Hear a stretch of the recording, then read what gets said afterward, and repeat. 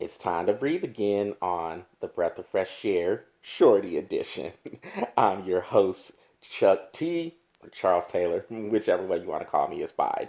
But I am your host for this Shorty today, and I am here to talk about Brooklyn Nets guard Kyrie Irving. So, Kyrie Irving has been on the news or in the news for all the wrong reasons, really. Then again, has Kyrie been in the news for anything positive lately besides just being kind of a malcontent? Probably not. But here's the latest. Apparently, he's not trying to talk to the media. He called media members pawns, and he's trying to concentrate on playing basketball and bring a championship to Brooklyn, or concentrating. He wants to concentrate on bringing a championship to Brooklyn. So I guess the NBA, they have this law or this rule that says, hey, you have to meet media obligations or we're going to hit you and the team with fines. So I think they both the Nets and Kyrie got a $25,000 fine, and Kyrie addressed the media yesterday, I guess sometime on Monday, and he basically didn't say nothing at all except to basically just blame the media for everything, more or less. Look, number one, when you start trying to blame the media for everything, that's a tall tale sign. You know you're in the wrong here. People, there's a lot of people out there when things don't go their way, then they want to start blaming other things. And I get it. The media is not exactly the saints here. There are people in the media who are pretty garbage with the way they do their job. I'm just saying that because I am a member of this media. I have a degree in journalism. I do it in the military. So I've seen some garbage members of the media, but there are some good members as well. I'd say the majority of them are good members, and a lot of them just want to do their jobs. And if you don't want to talk, fine, whatever. That's cool. But don't try to blame the media for stuff when things don't go your way. Number two, when you look at Kyrie Irving's history, especially this recent history, yes, he's an awesome offensive player. He's never been a good defender, not really a good assist guy. There's not too much else he really gives you except for the potent scoring ability. And when you think about it, does he really make that big of a difference on a team? Now, granted, I know he hit one of the biggest shots in history, Game 7 of the 2016 NBA Finals against the Golden State Warriors. When he was a member of the Cleveland Cavaliers, he hit that three-pointer over Steph Curry to, in essence, give Cleveland their first NBA title, or title of any sort, in 54 years. I think it was, or 50, in 52 years. I think it was 1964. What was the last time that they had won a title before this title they won in 2016?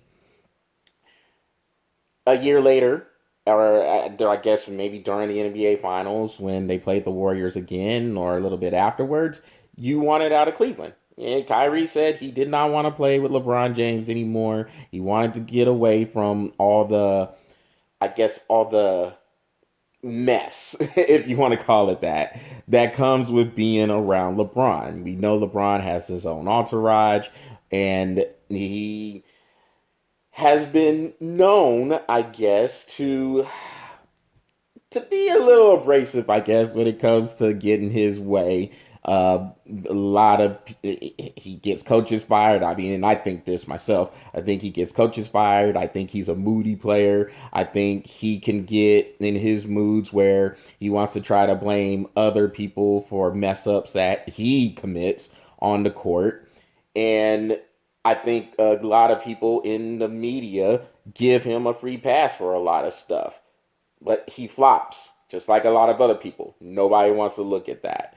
And look, this isn't about LeBron. Now, I'm just saying I could understand where Kyrie Irving would say he doesn't want to play with LeBron anymore because it could get a little rough and ragged playing with LeBron. So, all right, you don't want that. You think you could lead a team? That's fine. So you get traded. Gets traded to the Boston Celtics. And two things happen here. One, the team he gets traded to still makes it to the Eastern Conference Finals without him because Kyrie Irving got hurt. He's an oft injured player, as we know. But he got injured, was out for the year, and the Boston Celtics, the Boston Celtics continued to carry on, and they made it to the Eastern Conference Finals, and they were a game away from making it to the NBA Finals, but they lost to the Cavaliers with LeBron James still there. So two teams that you weren't on, that you were supposed to make an ultimate difference on, they were still wildly successful without you, Kyrie. Still. So then Kyrie comes back uh, to the Celtics.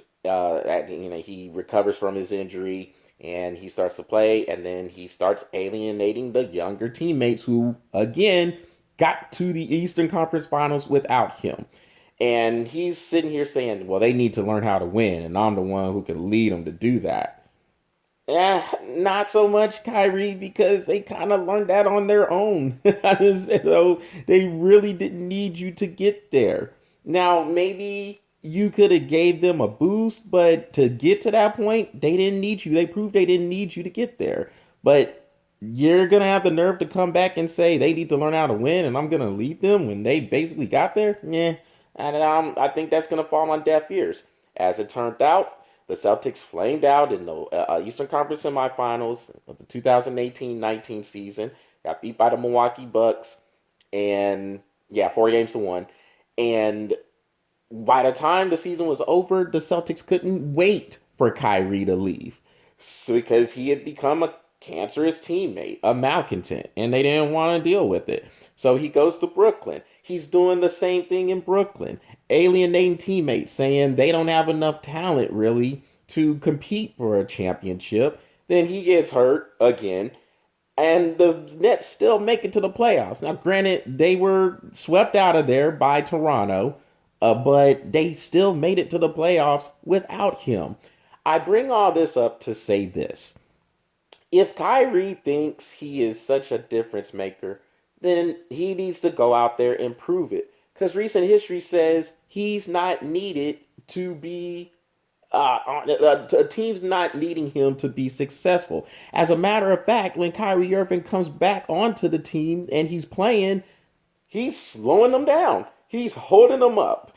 So, Kyrie, look, if you want to just be quiet and don't say anything and play basketball, fair enough. Do your media obligations, go about your business, do your thing.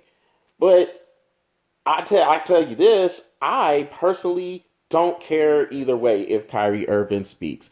He's not one of these people I'm waiting to see what he says about anything. And it doesn't even have to be about basketball. I'm not really trying to hear about from him about life, about nothing. I really just don't care to hear from Kyrie Irving. He's not really saying anything worth merit. And honestly, if he doesn't talk, I think that's better. And it's the same with Kevin Durant. Since they're on the same team, Kevin Durant's a sensitive malcontent too. So if he doesn't speak, and he wants to continue to blame the media for everything, but if he doesn't want to speak, oh well, don't talk. Go there, play basketball, bring a championship to Brooklyn, and let's see how you handle the Heat. You're in the number one media market, so if you don't do anything, then you will hear about it. And I guess that will be more crying and more complaining from them, talking about it's the media's fault. They're not performing up to standards. But whatever, I guess. Kyrie, look, simple thing is for you to just go out there, play basketball. The pressure is on now. You're healthy. Kevin Durant is back. Let's see what you can do now.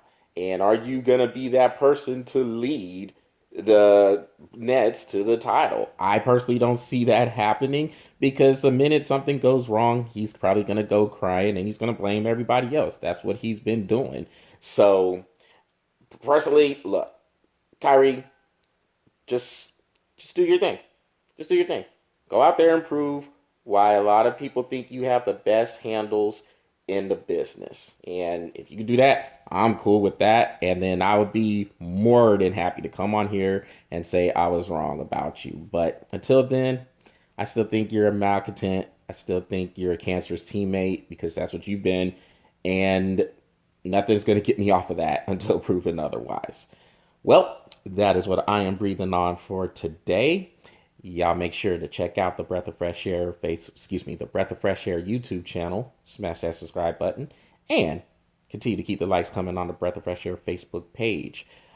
Patrick and I should be back with a webcast later on tonight, and we hope to see you guys there. Come on there, interact with us, let us know how we're doing, good, bad, or indifferent, and we would love to exchange pleasantries with all y'all. So until then, everybody take care, have a good Tuesday afternoon, and we will see you later on tonight.